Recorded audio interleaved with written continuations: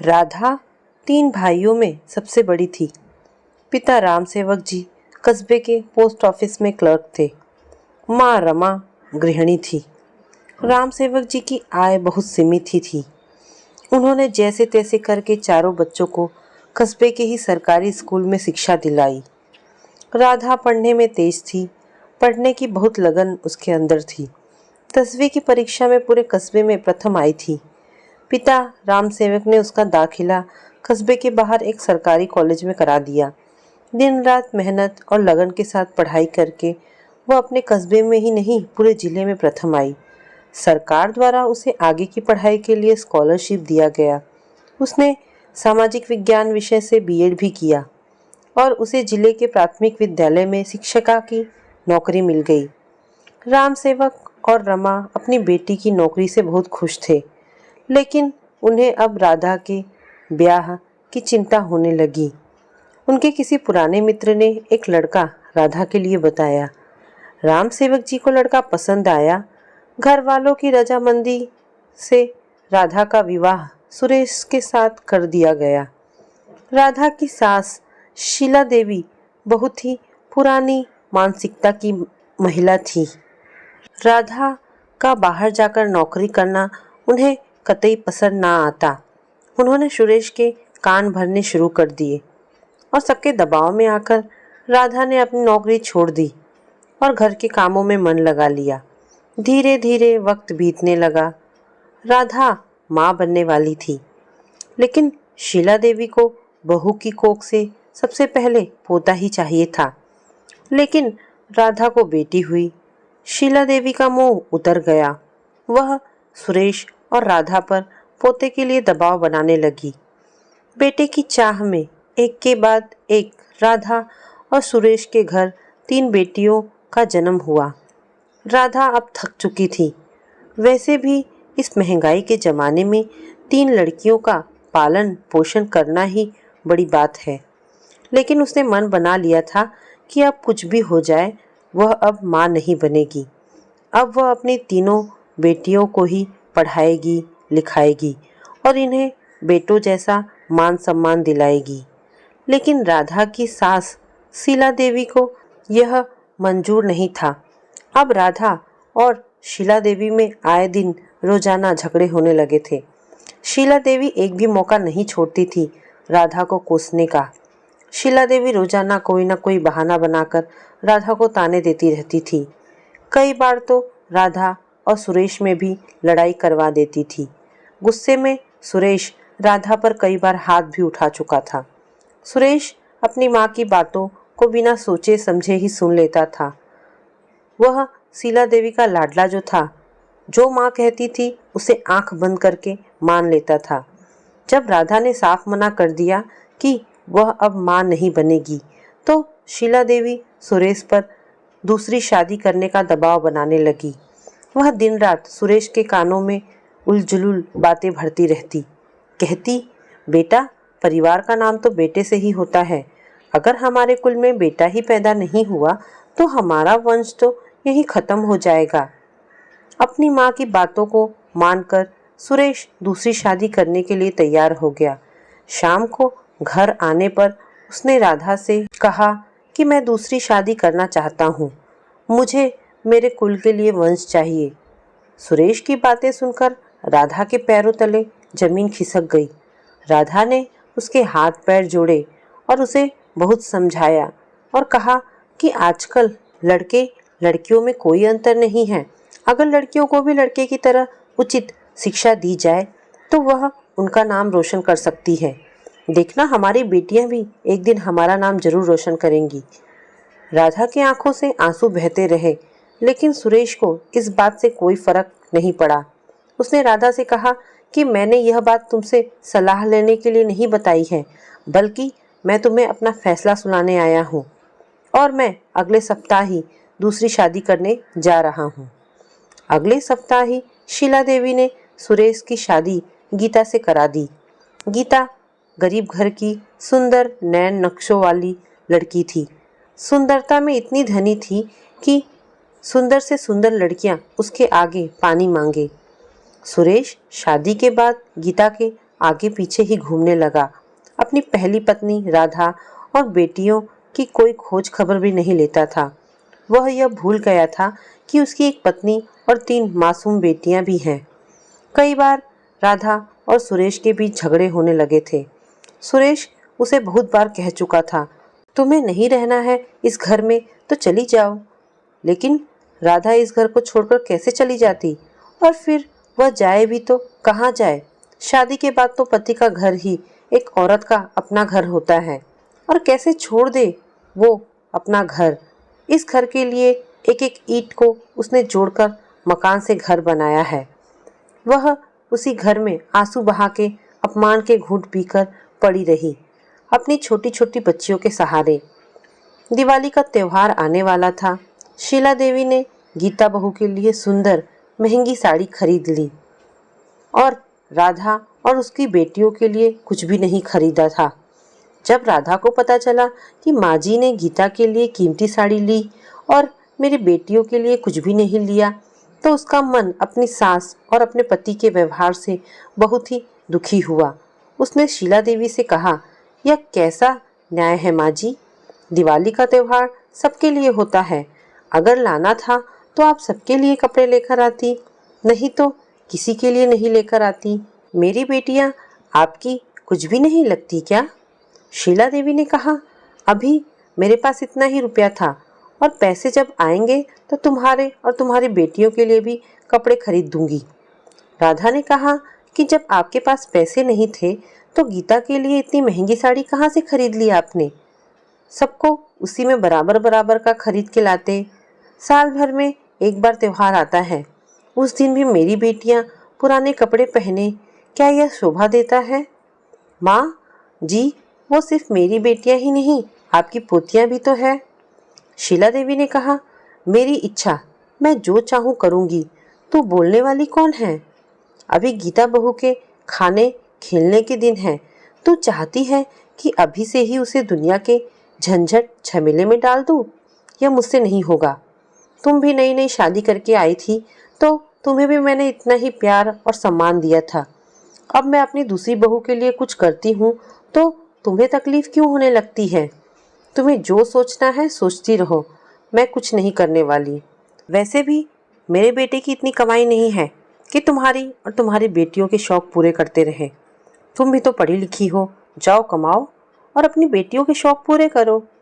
लेकिन तुम्हें तो लड़की पैदा करने से फुर्सत मिले तब तो तुम नौकरी कर पाओगी। रुपए पैसे कोई पेड़ पर नहीं उगते और ना ही आकाश से गिरते हैं जो मैं जब चाहूँ सबकी फरमाइश पूरी करती रहूँ। राधा को भी अब शीला देवी की बातें तीर की तरह चुभने लगी। उसने भी अब जवाब देना सही समझा। उसने शीला देवी से कहा कि तो मैं क्या इस घर की नौकरानी हूँ जो पूरे दिन घर का सारा काम करती रहूँ? इतने सालों से इस ईंट के मकान को घर बनाया, उसका यही फल मिला। अब तो मैं कुछ भी नहीं करूँगी। आप लोगों को जो भी करना है कर लो। शीला देवी और सुरेश का उपेक्षित व्यवहार राधा को बर्दाश्त नहीं हो रहा था। उस दिन राधा ने एक फैसला लिया कि अब वह घर पर नहीं बैठेगी, वह भी अपनी बेटियों की भविष्य के लिए नौकरी करेगी। वह अपनी बेटियों को ऐसे तरसते हुए नहीं देख सकती हैं। शाम को जब सुरेश काम से वापस आया तो राधा की सास ने बातों में मिर्च मसाला लगाकर राधा की बुराई की। उन्होंने सुरेश के खूब कान भरे। सुरेश भी अपनी नई पत्नी गीता के प्यार में इतना डूब चुका था कि उसे एक पत्नी और बेटियां भी हैं, उसे यह याद भी नहीं रहता था। उसने जब शीला देवी की बात सुनी कि राधा ने गीता को बहुत भला बुरा कहा है, वह सीधे राधा के पास गया और जाकर कहने लगा, सुनो राधा, जैसे माँ रख रही हैं वैसे ही रहो। अगर नहीं रहना है तो यह घर छोड़कर चली जाओ। जब से सुरेश की दूसरी शादी हुई थी, वह हमेशा राधा को बात बात पर घर छोड़ जाने के लिए कहा करता था, लेकिन हर बार राधा उसकी बातों को अनसुना कर देती थी। लेकिन इस बार उसने घर छोड़ने का फैसला कर लिया। उसने अपने पति सुरेश से कहा, मैं और मेरी बेटियां अब ये घर छोड़कर जा रही हैं। आज के बाद मैं समझ लूँगी कि तुम मेरे लिए मर गए हो और मैं एक विधवा हूँ। मेरी बेटियों का भी कोई बाप नहीं है, वह भी अब बिन बाप के ही रहेंगी। देखना, मैं अब उन्हें एक सुंदर भविष्य दूंगी। इतना कहकर राधा ने अपने बेटियों का हाथ पकड़ा और घर से निकल गई। घर से निकलते हुए राधा की आंखों से आंसू बह जा रहे थे। वह सोच रही थी कि ये लोग कितने निर्दयी हैं, जिनके मन में अपनी बेटियों और अपनी ही पोतियों के लिए तनिक भी प्यार नहीं। सुरेश और शीला देवी ने एक बार भी राधा और उनकी बेटियों को रोकने की कोशिश नहीं की। वह करता भी कैसे? वह अपने पुरुषत्व को खो चुका था। गीता के प्यार में वह इतना अंधा हो चुका था कि उसे अब सच या झूठ कुछ भी दिखाई नहीं देता था। राधा अपनी बेटियों के साथ अपने मायके चली आई। अब मायके में राधा के माता पिता का तो देहांत हुए सालों बीत गए थे। भाइयों और भाभियों का ही राज था। इकलौती बड़ी बहन होने के नाते राधा के भाई उसे बहुत प्यार करते थे और भाभियां भी उसे बहुत इज्जत और मान सम्मान देती थी। राधा जब दुखी और उदास मन से अपने मायके पहुंची, तब उसकी यह हालत देखकर उसके भाइयों को बहुत गुस्सा आया। वे लोग बोले कि दीदी चलो आज उस जीजा की औकात दिखा देते हैं। दूसरी शादी करके आ गया, लेकिन उसको हक किसने दिया कि वह आपको घर से बाहर निकाल दे। राधा अपने भाइयों से बोली कि उन्होंने निकलने के लिए नहीं कहा, मैं स्वयं ही वो घर हमेशा हमेशा के लिए छोड़ आई हूँ, क्योंकि उस घर के लोगों के दिल में अब मेरी और मेरी बेटियों के लिए बिल्कुल भी जगह नहीं है। अब और तिरस्कार और अपमान नहीं सहा जाता, इसीलिए मैं वह घर छोड़कर आ गई हूँ। भाइयों ने एक बार राधा को समझाने की कोशिश की कि दीदी लड़ाई झगड़ा किस घर में नहीं होता, लेकिन इसका मतलब अगर कोई गुस्से में बाहर निकलने लगे तो क्या वे लोगों का इनको रोकने का अधिकार नहीं है। राधा बोली, जाने दो भाई, वह अगर अपनी दूसरी पत्नी के साथ खुश है तो रहने दो। बस मैं तुमसे इतना चाहती हूँ कि कुछ दिनों के लिए यहाँ पर रहने दीजिए। मैं जल्दी एक कमरा किराए पर ले लूँगी। तभी राधा की भाभियाँ बोली, दीदी आप किराए पर बाहर क्यों रहेंगी? जब तक आपकी नौकरी नहीं लगती है आप तब तक यहीं रहेंगी। जब आपकी नौकरी लग जाएगी तो भले ही आप किराए पर कमरा ले लेना। राधा ने ऐसा ही किया। 2-3 दिनों के अंदर ही उसे अपने पुराने स्कूल में सामाजिक विज्ञान की टीचर की नौकरी मिल गई। वेतन भी सही मिलने लगा था। उसने एक कमरा किराए पर ले लिया और फिर अपनी बेटियों को भी उसी स्कूल में पढ़ाने लगी। इधर सुरेश की दूसरी पत्नी को बेटा हुआ। सुरेश और शीला देवी बहुत खुश हुए। बेटा पैदा होने की खुशी में उन्होंने नामकरण संस्कार के लिए सभी को बुलाया और खूब मिठाइयाँ भी बांटी, लेकिन उन्होंने एक बार भी राधा और उसकी बेटियों को नहीं बुलाया। लेकिन राधा ने सोचा कि भले ही उन लोगों ने मुझे ना बुलाया हो, लेकिन उसे बच्चे के लिए कोई उपहार लेकर जाना चाहिए। आखिर हो ना हो उस बच्चे से राधा का भी नाता है, आखिर वो भी उसकी बड़ी माँ ही हुई। लेकिन राधा की बेटियों ने राधा को वहाँ जाने से मना कर दिया और कहा कि माँ, जब वे आपकी और हमारी परवाह नहीं करते, कभी जानने की भी कोशिश नहीं की कि हम कैसे हैं, कहाँ रहते हैं, फिर आप क्यों उनके घर जाओगी। राधा ने कहा, बेटी तुम लोग अभी नहीं समझोगी, अभी तुम लोग छोटी हो। मैंने इतने साल बिताए हैं तुम्हारे पिता के साथ, इतनी आसानी से कैसे भूल जाऊंगी। राधा की बेटियों ने कहा कि माँ, पापा भी तो आखिर तुम्हारे साथ इतने साल बिताए हैं, वह भी तो तुमको भूल ही गए ना। धीरे धीरे दिन, महीने, साल बीतते गए और इधर राधा की बेटियां भी बड़ी हो गई। राधा की बेटियां पढ़ लिख कर अच्छी नौकरी कर रही थीं। बड़ी बेटी नैना की शादी भी राधा ने अच्छे लड़के से कर दी थी। उधर गीता का बेटा भी रवि बड़ा होकर अच्छी नौकरी कर रहा था। उसकी शादी भी हो गई थी। वह अपनी पत्नी के साथ दिल्ली में रहता था। ऐसे ही समय बीतने लगा। एक दिन जब राधा को पता चला कि सुरेश टीबी नामक बीमारी से ग्रसित है और उसका आखिरी स्टेज भी चल रहा है, आजकल बहुत बीमार रहता है, कब उसकी मृत्यु हो जाए कहा नहीं जा सकता। राधा का मन एक बार सुरेश से मिलने को कर रहा था और ना चाहते हुए भी वह अपने पति सुरेश से मिलने के लिए चली गई। वहां जाने पर सुरेश की स्थिति देखकर राधा की आंखों में आंसू उमड़ आए। उसकी स्थिति बहुत दयनीय हो गई थी। कोई पूछने वाला नहीं था। अब उनके पास इतना पैसा भी नहीं था कि वह बाहर बड़े हॉस्पिटल में जाकर सुरेश का इलाज करा सके। रवि ने भी शादी के बाद माता पिता से दूरी बना ली थी। कभी कभार फर्ज निभाने के लिए फ़ोन कर लेता था, लेकिन 1 रुपये भी खर्चे के लिए नहीं भेजता था। यहाँ तो घर चलाना भी मुश्किल हो गया था। सुरेश की बीमारी की वजह से वह अब काम कर पाने में सक्षम नहीं था। वह बहुत कमज़ोर हो गया था। राधा को देखकर सुरेश दूर से ही रोना शुरू कर देता है। सास शीला देवी की भी हालत बहुत ही कमज़ोर दिखाई दे रही थी। वह अब उठ और बैठ भी नहीं पाती थी। राधा को देखकर उनकी आंखें शर्म से झुक गई थी। राधा ने सुरेश को विश्वास दिलाया, उसे कुछ नहीं होगा, वह ठीक हो जाएगा। तभी गीता आई और उसने देखा कि राधा आई हुई है। उसने उसके पैर छुए और पानी लाई।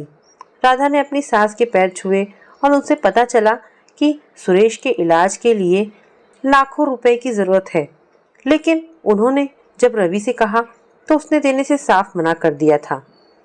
राधा की सौतन गीता ने उससे कहा, दीदी समझ में नहीं आ रहा है कि क्या करूं। यहाँ तो घर का खर्चा चलाना मुश्किल हो रहा है। इनका इलाज किसी अच्छे अस्पताल में करने के लिए बहुत रुपए की ज़रूरत है। एक यही घर में कमाने वाले थे, अब तो ये भी घर बैठ गए हैं और रवि भी कभी कभार 1-2 हज़ार भेज देता है। उससे क्या होगा। अब तो मन करता है कि मैं ही जाकर किसी के घर में झाड़ू पोछे का काम कर लूं। राधा ने कहा, कैसी बात करती हो गीता, अब हमारे इतने बुरे दिन आ गए हैं, तुम दूसरों के घर में जाकर झाड़ू पोछा बर्तन करोगी। तुम्हारी बड़ी बहन अभी जिंदा है, मेरे रहते हुए तुम्हें कोई फिक्र करने की जरूरत नहीं है। राधा ने कहा कि कल तुम लोग तैयार रहना, हम सुरेश को शहर के अच्छे हॉस्पिटल में ले जाएंगे, मैं उसका इलाज कराऊंगी। राधा ने अपनी बेटियों को फ़ोन लगाकर कहा, तुम्हारे पिताजी बहुत बीमार हैं और उनके इलाज के लिए काफ़ी पैसों की ज़रूरत है। नैना ने कहा, माँ तुम भी ना बिल्कुल नहीं समझती, उन्होंने तुमको घर से निकालकर बाहर फेंक दिया, तुम फिर वहीं पर चली गई, तुम्हें कैसे समझाया जाए। राधा ने अपनी नैना को डांटा, मैंने तुम्हें यही संस्कार दिए हैं, आखिर जो भी है सुरेश है तो तुम्हारे पिता ना, और तुम्हारे पिता के बारे में मैं एक भी गलत शब्द नहीं सुन सकती हूँ। दूसरे दिन राधा सुरेश को लेकर शहर के अच्छे अस्पताल में जाकर उसको भर्ती करा देती है। वहीं पर उसका इलाज चलता है और अच्छे इलाज के कारण वह जल्द ही ठीक हो जाता है। सुरेश के सामने उसकी तीनों बेटियां खड़ी थीं। आज सुरेश अपनी बेटियों से नजरें नहीं मिला पा रहा था। जिन बेटियों को उसने परेशानी और पाप समझकर बाहर कर दिया था, उन्हीं बेटियों ने आज उसे नई जिंदगी दी है। सुरेश ने अपनी बेटियों से माफ़ी मांगी और कहा कि आज से हम सब साथ ही रहेंगे। मैंने अपने जीवन में बहुत ही बड़ी गलतियां की हैं, लेकिन अब मैं अपनी गलती सुधारना चाहता हूँ, मुझे माफ़ कर दो। राधा की बेटियाँ सुरेश के गले लग जाती हैं और कहती हैं, आप ऐसा मत कहिए, आखिर हम आपकी देखभाल नहीं करेंगे तो फिर कौन करेगा, आप जल्दी से ठीक हो जाइए। ठीक होने के बाद सुरेश दोबारा से नौकरी पर जाने के लिए कहने लगा, लेकिन उनकी बेटियों ने साफ मना कर दिया। उन्होंने कहा, पापा अभी आपको आराम की ज़रूरत है, हम सब अब इतनी काबिल हो चुकी हैं कि हम घर चला सकें, आपको उसकी चिंता करने की कोई ज़रूरत नहीं है। आप घर पर ही आराम कीजिए। सुरेश के बेटे रवि को जब पता चला कि पापा ठीक हो गए हैं, तब वह उनसे सहानुभूति दिखाने के लिए अपनी पत्नी और बच्चों के साथ मिलने के लिए आया। गीता ने देखा कि रवि घर में अंदर प्रवेश कर रहा है। वो बोली, वहीं रुक, वहीं खड़ा रह। आज के बाद तेरा इस घर में कोई जगह नहीं है। अब यह घर तुम्हारा नहीं है। जब तुमने अपने बेटे होने का फर्ज नहीं निभाया तो फिर इस घर में आने का हक भी नहीं है। गीता ने उसे घर के अंदर नहीं आने दिया। शीला देवी जब शोरगुल सुनकर बाहर आई तो देखा कि उसका पोता बाहर खड़ा है। आज उसे भी अपने पोते पर प्यार नहीं आ रहा था, जिसके लिए उसने अपनी देवी समान राधा बहू को घर से बाहर निकाल दिया था कि पोता कुल का नाम रोशन करेगा। उसने तो इस कुल का नाम ही डुबा दिया, बल्कि बेटियों ने ही कुल के नाम को रोशन किया है। उसने भी अपने पोते को मना कर दिया, रवि बेटा, अब यह घर तुम्हारा नहीं है। तुम्हें जहाँ जाना है चले जाओ, लेकिन इस घर के दरवाजे तुम्हारे लिए हमेशा हमेशा के लिए बंद हो गए हैं। इतना कहकर शीला देवी ने घर के दरवाजे उसके मुंह पर ही बंद कर दिए। रवि अपना सा मुंह लेकर वापस अपने शहर चला गया। दोस्तों, ये कहानी यहाँ पर समाप्त होती है। आपको ये कहानी कैसी लगी मुझे कमेंट करके अवश्य बताएं। धन्यवाद दोस्तों।